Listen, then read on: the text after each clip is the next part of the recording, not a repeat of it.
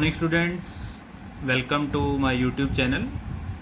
This is Vishal sir. Now we will discuss about our next topic, that is Kirchhoff laws.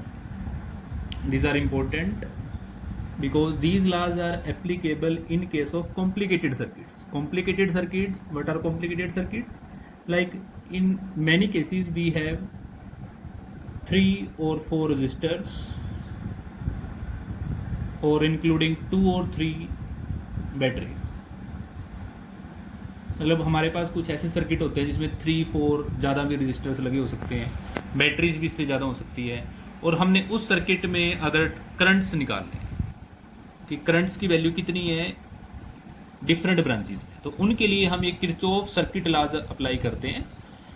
According to Kirchhoff laws actual these laws are the extended form of Ohm's law. जो Ohm's law हमने पढ़ा था V = IR, उसी law की एक extended form है. उनको कैसे हम अप्लाई कर सकते हैं, उसके लिए सबसे पहले हम इसके 2 रूल्स पढ़ेंगे, डिस्कस करते हैं. सबसे पहले the first rule is junction rule. Junction rule और first law. Now what this rule tells about, if in an electric circuit, like what is now junction, like we have a point, in this point a number of currents are entering, मतलब कुछ current इस point के cross enter करते हैं और कुछ current यहाँ से लीव कर रहे हैं. मतलब हमारे पास एक ऐसा पॉइंट है कि उस पॉइंट पर कुछ करंट तो हमारे पास एंटर करते हैं, like I1 I2 are the entering currents and I3 I4 I5 are the leaving currents. So first rule हमारे पास क्या कहता है, अगर कोई एक ऐसा पॉइंट बनता है तो वो पॉइंट हमारा जंक्शन पॉइंट बन जाता है, क्योंकि उस पॉइंट के ऊपर काफ़ी सारे करंट्स हमारे पास एंटर करते हैं और काफ़ी सारे करंट्स हमारे पास लीव करते हैं. Junction for example railway junction, जैसे जंक्शन पॉइंट वो होगा जहाँ से कुछ ट्रेन हमारे पास आएंगी भी और कुछ ट्रेन वहाँ से जाएंगी भी. तो ऐसे ही हमारे पास एक जंक्शन पॉइंट होता है सर्किट में, जहाँ पर कुछ करंट हमारे पास एंटर करते हैं और कुछ करंट वहाँ से क्या करते हैं, लीव करते हैं. तो according to first law tells about the algebraic sum of currents, मतलब इन सभी करंट का जो सम होगा at any junction is 0, either summation of total current I = 0. Mathematically इस लॉ को हम ऐसे भी लिख सकते हैं कि टोटल करंट जंक्शन के ऊपर कितना होता है, 0 होता है. और एक अनदर फॉर्म भी हम इसकी बता सकते हैं.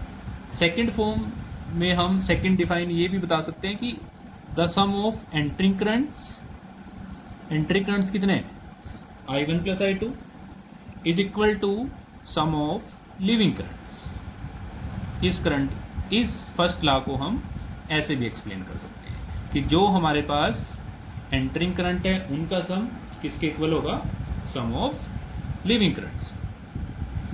सो I1 + I2, इस टर्म को अगर हम इधर लेके आएंगे, -I3 I4 + I5 = 0, और I1 + I2 -I3 -I4 -I5 = 0. सो हमारे पास क्या आ गया, वही summation I = 0, because entering current को हमने साइन प्लस देना है और लीविंग करंट को माइनस देना है, उनको ऐड करके क्या आएगा, 0 आएगा. So this rule, junction rule, give the basic idea about the junction point, कि किसी भी जंक्शन पे जब हमारे पास जो करंट होगा वो हमारे पास क्या होगा, = 0.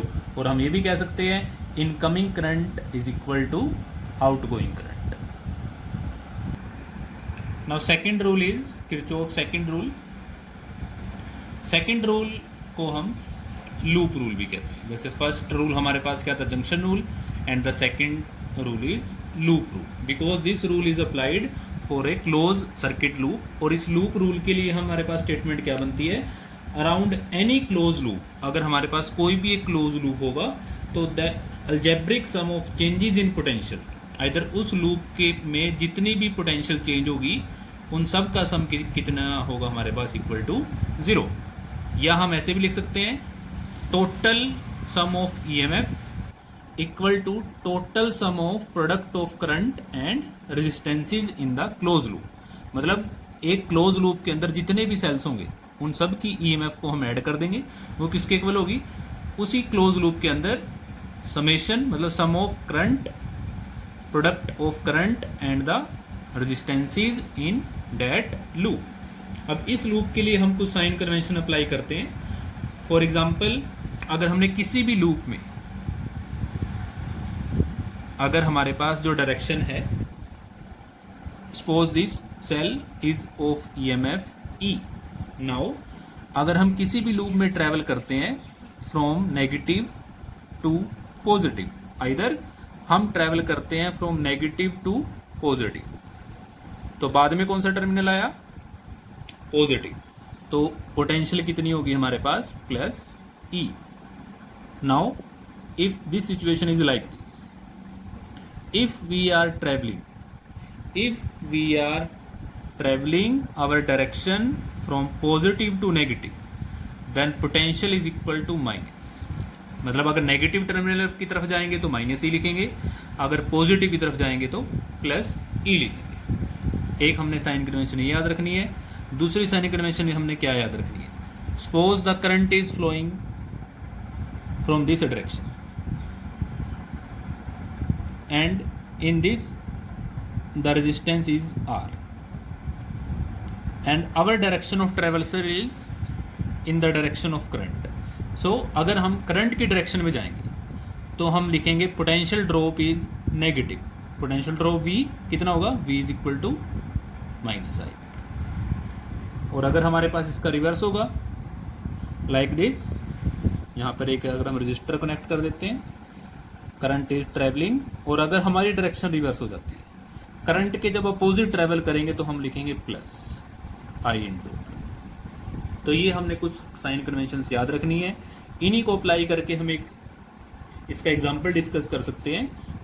वो एग्जांपल के लिए हम क्या डिस्कस करेंगे, let us consider a circuit. हम एक सर्किट कंसीडर कर लेते हैं जिसमें हमारे पास क्या है, रजिस्टर,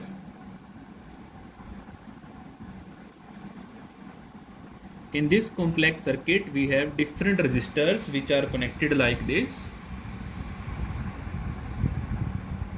क्योंकि स्टूडेंट जितने भी हमारे कॉम्प्लिकेटेड सर्किट हैं उनको सोल्व करने के लिए हम किरचॉफ के सर्किट लॉज ये अप्लाई करते हैं। तो इस सर्किट के अंदर हमारे पास हम देखते हैं कि हमारे पास दो सेल्स कनेक्ट हैं, एक सेल की ईएमएफ E1 है, दूसरे सेल की ईएमएफ कितनी है, E2। ऐसे ही हमारे पास R1, R2 और R3 तीन हमारे पास रजिस्टर्स हैं। इसकी हम नेमिंग कर लेते हैं A, B, C, D, E and F। and also the current in this AB branch, the current is I1, in this the current is I2, and in this case the current is total I1 plus I2। either in resistor R3 में current हमारा कितना बनेगा, I1 plus I2।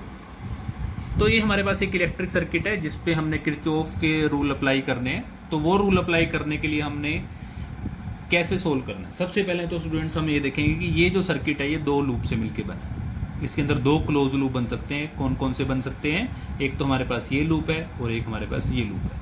सबसे पहला हमने काम क्या करना है, इन दोनों लूप में हमने डायरेक्शन लेनी है। We can take any direction as the direction of traversal, मतलब हम क्लॉकवाइज डायरेक्शन भी ले सकते हैं और एंटी क्लॉकवाइज भी। पर क्या याद रखना है, अगर हमने अपर लूप में क्लॉकवाइज लिया तो दूसरे लूप में भी हम क्लॉकवाइज ही डायरेक्शन प्रेफर करेंगे कि दोनों में हमने क्लॉकवाइज डायरेक्शन अप्लाई की। सो ट्रैवर्सल डायरेक्शन कौन सी है, clockwise. In lowest loop also direction is clockwise. So now what will we have, the first loop is D, E, F, C, A। हम clock की डायरेक्शन में जा रहे हैं, क्लॉक ऐसी चलती है तो D के बाद क्या आएगा, E आएगा, F आएगा, C आएगा और D आएगा। अगर एंटी क्लॉकवाइज चलते तो डायरेक्शन क्या लेते, D, C, F, E, D। मतलब जिस पॉइंट से स्टार्ट करना है उसी पॉइंट पे हमने एंड करना है, तभी हमारा क्लोज लूप बनेगा ना। तो पहला लूप हमारा कौन सा है, in loop D, E, F, C, D। सो सबसे पहले क्या है हमारे पास, D से E। अब D से E जैसे हमने लूप साइन कन्वेंशन देखी, किसकी डायरेक्शन में जा रहे हैं हम, करंट की डायरेक्शन में। तो क्या लिखेंगे, माइनस ऑफ आई आर, मतलब आई कितना है, I one plus I two into R three. Next is E to F, यहाँ हमारे पास ना रजिस्टर है ना ही हमारे पास सेल है।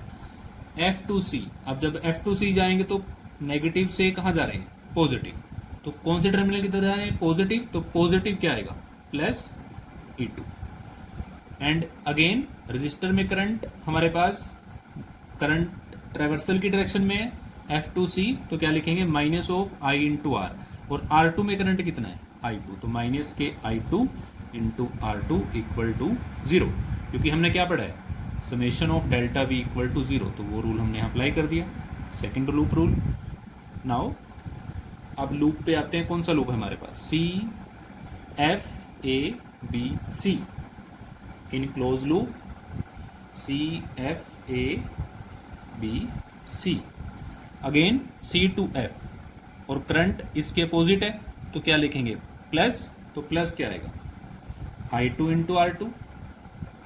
नाउ सी टू एफ जब जा रहे हैं तो पहले कौन सा टर्मिनल आया, पॉजिटिव, फिर कौन सा आया, नेगेटिव, तो क्या लिखेंगे, नेगेटिव, माइनस के A to, F to A, हमारे पास कोई रजिस्टर या बैटरी नहीं है, A to B, A to B जा रहे हैं तो नेगेटिव से पॉजिटिव, तो पॉजिटिव टर्मिनल आया तो प्लस ई वन, और करंट की डायरेक्शन में जा रहे हैं तो क्या लिखेंगे, minus minus I one into R one equal to zero.